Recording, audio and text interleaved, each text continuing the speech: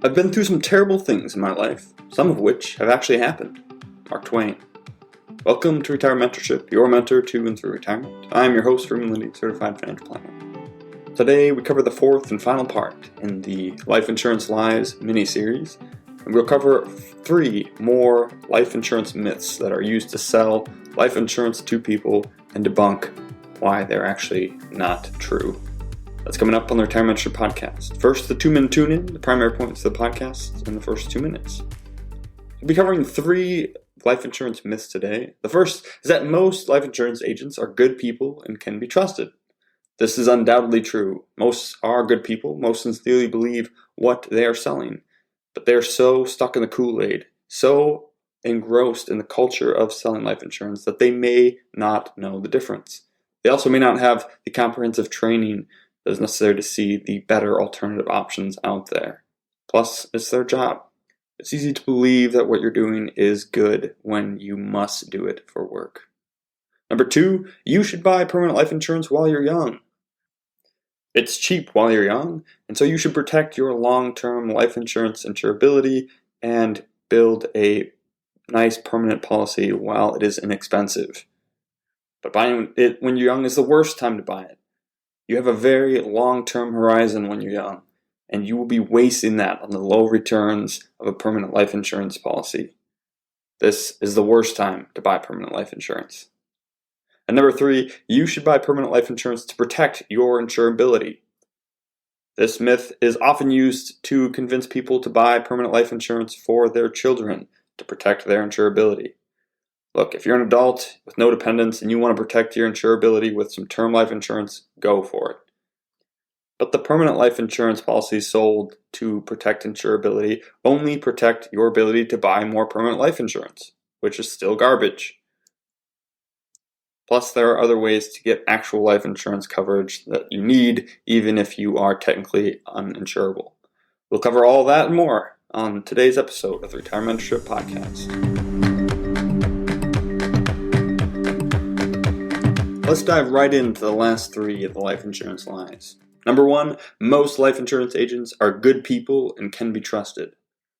Now, I think I've made it pretty clear throughout these episodes that what I am taking issue with is the strategies used to sell life insurance, not the people themselves. But I want to make it clear that I do not believe that most life insurance agents are bad people. Sure, you're going to have those bad apples, the bad actors that know that what they're selling is garbage and sell it anyways. They're motivated by the money, by the commissions, and perhaps by a culture that celebrates people who make lots of sales. But they know that they're selling policies to people that don't need it or selling more than people need, and they do it anyways. Now, there's no way to prove one way or another what the motives are of people who sell life insurance. But I believe that most of them are not these types of people. The bad actors are few and far in between. Most life insurance agents, I believe, are good people. They are trying to do what they think is best. Most sincerely believe in what they're selling. They think it's a great product with great features and solves a large problem. They're not trying to take advantage of anyone or mislead people. Many of them own it themselves and are proud of it. They truly believe that what they're doing is right for people. But just because people are good people doesn't mean you should buy what they're selling. This is not a reason to purchase something that will give you inferior returns and strategies to many of the other financial planning strategies that are out there. Even though they're good people, I think what most life insurance agents have going against them are 2 things. 1, the Kool-Aid. There is a lot of Kool-Aid sipping going on in life insurance companies. Life insurance companies spend a lot of money on internal marketing, on marketing to their own agents. Lots of programs and trainings and conferences and speeches and rah-rah meetings and emotional excitement goes into the selling of life insurance. Testimonials in these companies abound of the rare circumstances where permanent life insurance ended up being exactly what someone needed. Selling life insurance is encouraged and celebrated throughout the company from top to bottom. And it's not always about the premiums or the commissions. Often, in a lot of these companies, the culture is around how much protection they've placed on people, not how much commission they've earned. They're trying to spin the sales culture into a positive sales culture, solving people's problems, not earning a lot of money. Earning a lot of money just happens to be a side gig of solving these problems. There's a lot of time and money and energy going into convincing life insurance agents that what they're doing is the absolute best for the people that they meet with and sell to. That's a lot of influence to overcome. So these people sincerely believe that what they're selling is the greatest thing since sliced bread. They bought it for themselves, they bought it for their spouse, they bought it for their children, they've sold it to their parents and siblings and friends and coworkers and everyone they can convince to buy it. They really believe that they are doing good work in the world. You probably can trust their intentions, but that does not mean that what they're selling is ultimately good for you. And that brings up number 2, is that they don't always have the comprehensive training to compare it with other options. Obviously, there are some companies where they get no additional training at all. Insurance-only companies, where all they offer is insurance, of course, do not have the full understanding of the investment world and the other alternatives out there in financial planning. They work for an insurance-only company, and they sell insurance. It's what they do. But then you also have these other quote-unquote advisors, people who work for insurance companies that also do investments and maybe even financial planning. They claim to have the comprehensive training and all that is necessary to make a comprehensive financial plan and still believe that life insurance, permanent life insurance, is best for all people in all situations. But do they really? Can they honestly say that the amount of training they've had on the equity markets, on estate planning, on tax planning is equal to the amount of training that they've had on life insurance? No, it is not. The amount of training and the amount of encouragement that they get to sell life insurance far outweighs training on any other subject. If they want training on something else, they need to go pursue it. And that's hard to want to do when, again, you have sales quotas and minimums that you need to make just to keep your job. The system is not set up to encourage agents to want to go out and pursue other financial strategies. It is built to keep them sheltered in a bubble and believing that permanent life insurance is the best thing for all people in all situations. So yes, most life insurance are good people, and you can probably trust their intentions. But that does not mean that what they're selling is right for you in your situation. It is certainly not a reason in and of itself to buy permanent life insurance. Myth number 2, you should buy permanent life insurance while you're young. The reason goes that is because it is cheap. All life insurance costs are based on 2 things, your age and your health. The closer you are to dying from a statistical point of view, the more expensive it will be.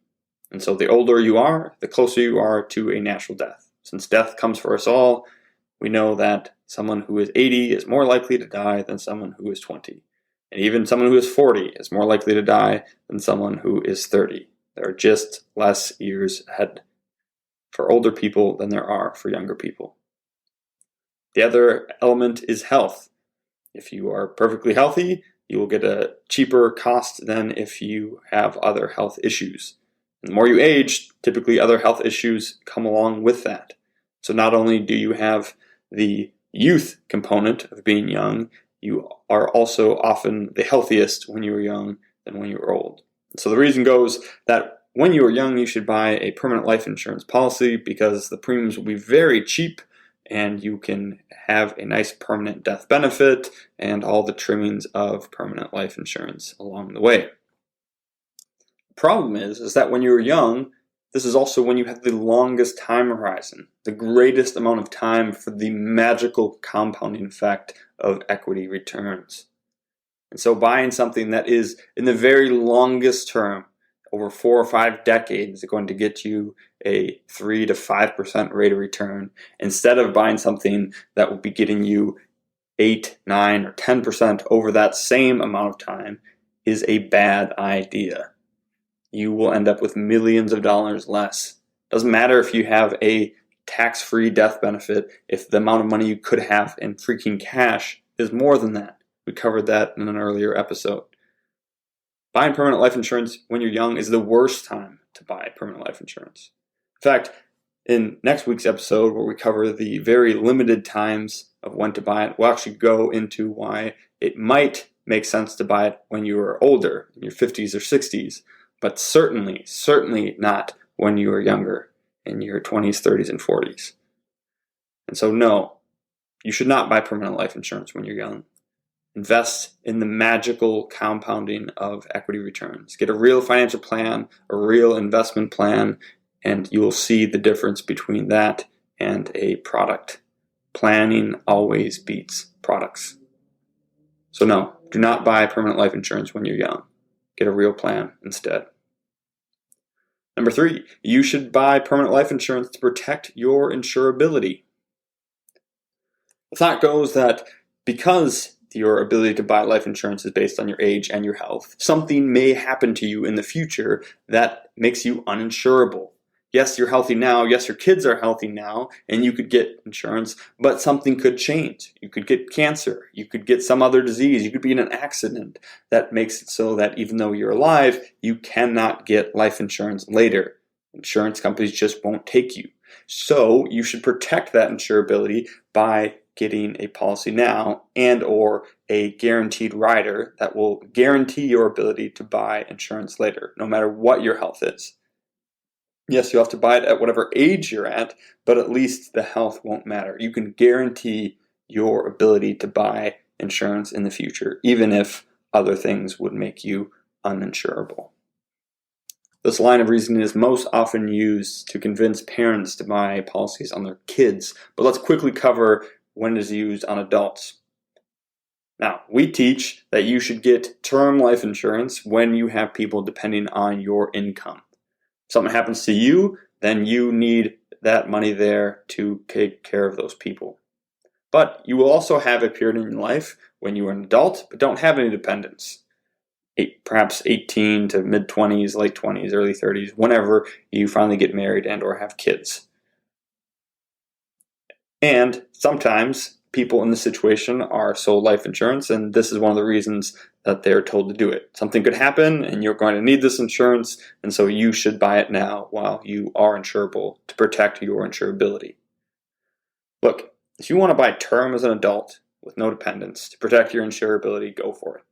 If you think you might be getting married within the next 10 years and then having kids, you could certainly buy a 30-year term life insurance if you want to, and then that would cover you getting married and having kids and mostly getting those kids out of the house. So even if something happened to you, you would always have that insurance. I probably wouldn't do it, but you could if you're very concerned about your future insurability. But I would do that with term. Again, buying permanent life insurance when you're young is the worst time to do it. Buy term, which is cheap, and gets you the full amount that you need, and then move on with your life. But let's look at it with kids, because this is often used to sell permanent life insurance on your kids. Look, parents, get some permanent life insurance. That way, if the worst thing imaginable happens, you'll have money there to bury your child and to grieve and to take time off work and all of that. And more than that, though, you will be guaranteeing their ability to buy insurance later on. So even if something happens when they're a kid, they will always be able to get it in the future. And this line of reasoning and much better sales lines than those are used all the time to put policies on kids. And this makes a lot of sense for the insurance companies because even though they don't make a ton of money off these small policies, they know that when people eventually get older, they can buy larger policies, and they're much more likely to buy those policies from the company they've already had life insurance from. So it's kind of a small sale now, and for the company, guaranteeing a future large sale later on. And if they can get people believing that permanent life insurance is the best thing since sliced bread from day one, then they'll continue in that belief later on. I would recommend against this. I don't do permanent life insurance policies for kids, and here's why. One, buying permanent life insurance policies with a guarantee to protect your insurability only guarantees your ability to buy more permanent life insurance. There's no way to guarantee your ability to buy a 20-year level term in the future. You can only guarantee your ability to add more expensive, low-return permanent life insurance. The purpose of life insurance is to pay out a large amount of money if something happens to you to cover your dependents.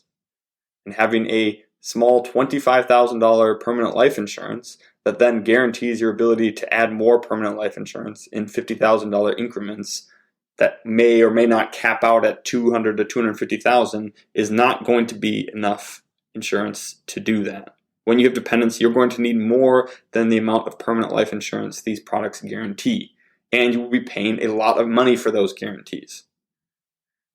There are other ways to get life insurance later, and so guaranteeing your ability to buy a terrible product in the future is not a good way to guarantee that. The likelihood of actually needing this is very low. The likelihood of something happening to your child that makes them uninsurable is just astronomically low. If you're going to be spending thousands of dollars over 20 years to insure their insurability, there are probably other things that you should insure against first before doing that. Plus, there will always be other options. If you can work, you can get group life insurance. And sometimes you can even convert that later if this were to actually happen. The fact that it most likely will not happen means that you've paid a lot of money for a policy that they will never use. If they're smart, they would drop that when they become an adult and get the right amount of term insurance, which means that you spent a lot of extra money on a policy that didn't do anything. And if the worst case happens and they do become uninsurable, I have friends who are uninsurable, they have other options. Again, group life insurance can often get people into the hundreds of thousands of dollars of coverage with no underwriting. That means that they can get the same or more than the guaranteed amount of permanent life insurance they could get in a very expensive way in a very cheap group policy. If they really need to, they can often convert some of that group into personal permanent policies, which again, you would have to know that situation to see if that would be worth it, but then go on and get additional group life insurance at their next job, and they can continue to add on and get the insurance that they need. But that's all in the very low probability that they need this strategy in the first place. The vast majority of people are still insurable when they need to get life insurance. And when that happens, they can get the right amount of 20-year level term insurance and not have to put a whole bunch of money into a permanent life insurance policy. Let's do one more quick bonus myth. There's another one that goes that you should buy permanent life insurance for the long-term care access rider. These are riders that you can put on permanent life insurance policies that allows you to access the death benefit early if you have a long-term insurance need. Now, we're going to cover next week how this may be a good option, but what I first want to do is cover the myth that you should do this while you're younger. Long-term care options on permanent life insurance policies may make sense for people 50 plus. Where they do not make sense is for people who are younger. We're going to pair this with the myth that you should buy permanent life insurance while you're young. If you are in your 20s, 30s, or 40s, or maybe even early 50s, putting money into a policy over years or decades just for the long-term care rider is a bad use of money. There are better ways to get your long-term care needs covered than to put money for decades into a low-return product like permanent life insurance. So no, do not buy permanent life insurance just for the long-term care access rider if you are young. We'll cover next week how that may make sense when you are older. That's it for this week. Like I said, next week we'll be covering the few times when it may make sense to buy permanent life insurance and the circumstances that you will want to be in to even consider it. And then the week after that, we'll cover how to calculate how much term insurance you need for your family and then we will be done with life insurance as a mini-series. Thanks for listening, and we'll see you next week.